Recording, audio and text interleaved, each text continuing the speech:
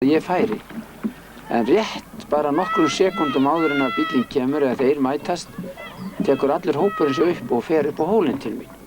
Þetta skiptir bara sekúndum, sagði hann. En þá vill óhappið til að leið og bílarnir mætast, þá fatast öðrum bílstjórann. Og hann keyrir nákvæmlega yfir, sagði hann, þar sem drengirnir lágu og voru að leika sér. Og hún sagði, ef þetta er ekki guðsvarveisla, þá veit ég hvað það er, sagði hún. Ég vissi þetta ekki fyrir löngu eftir ég kom til Akureyrar. Hún fór að segja mér þetta. Já, þá má ekki gleyma öllum þeim mörgu aðilum og þeim mörgu mönnum sem í gegnum þessi mörgu ár sem ég hef verið hér og fengið að vera hér hafa staðið svo trúlega við hlið mér og stutt mig á allar mögulegan hátt. Menn sem hafa sífellt hvatt mig og menn sem hafa alltaf verið tilbúnir til þess að fórna tíma og jafnvel fé bara til þess að geta hjálpað í þessu starfi og það náttúrulega enga veginn hægt að hafa nógu sterk orð yfir það sem að það gagn sem þessi menn hafa gert starfinu og styrkt mig á þann hátt.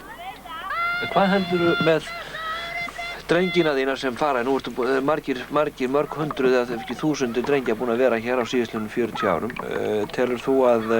Heldur þú að þeir séu eitthvað betur verndaðir heldur en annað fólk sem kemur út í lífið? Ég vona að þeir hafi lært að nota þeirra aðferði sem ég nota sjálfur til þess að varðveitast. Það er margt að varast í lífinu og það er mörg freistingin. En ef að þeir virkilega nota það veganesti sem ég hef reynt að gefa þeim, sem er Jesús Kristur, þá trúi ég því að það sé sterkasta vörnin og varðveislan fyrir þá. Ef að þeir virkilega halda áfram sínu bænalestri, sínu ritningalestri, þá tel ég að það sé sterkasta vörn hvers manns í lífinu. Því að bænin, hún breytir bæði okkur sjálfum og hún breytir líka kringumstæðum okkar.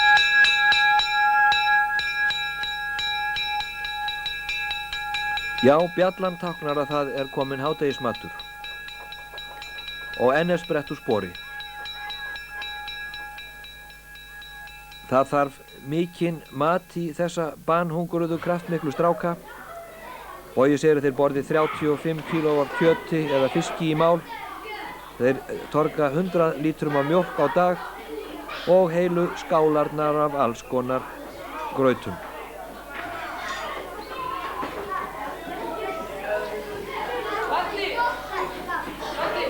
Og svona líður hver dýrðardagurinn af öðrum við leik og starf.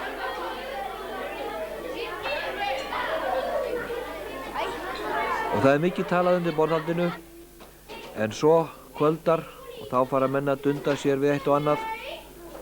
Þarna er verið að setja saman hímenn eða einhvern nákominn ættingjans allavega, höfuðið skrúað vandlega á.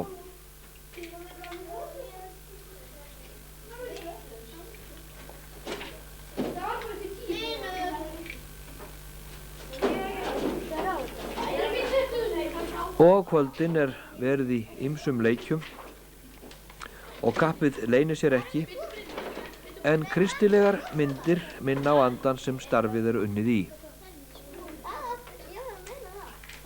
Það er fótboltaspil,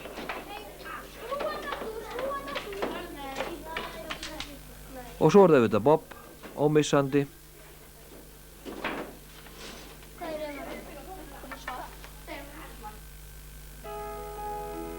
Ísland er land þitt og ávallt þú geymir.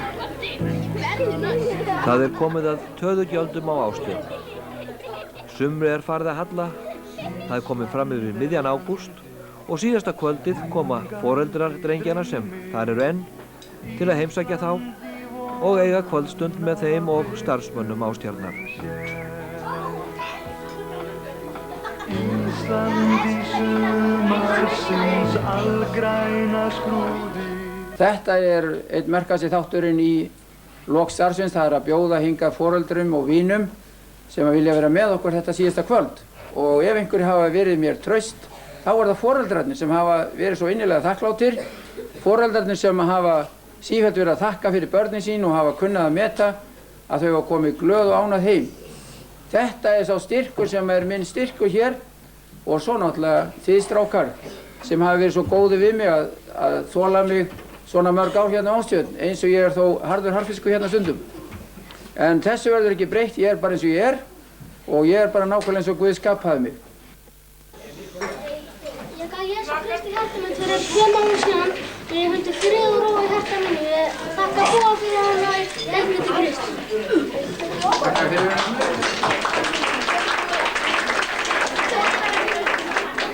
Ég gaf Jesú Kristi hjarta mitt og leið mig miklu betri. Sko alla sem ekki gert það.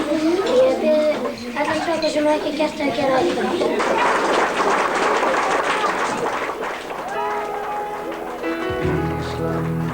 Landið og ávallt þú geymir Ísland í huga þér hvar sem þú ferð. Ísland landið sem ungandi dreymir Ísland í vonuna veistu þú sér. Ísland í sumarsins algræna skrúði Ísland með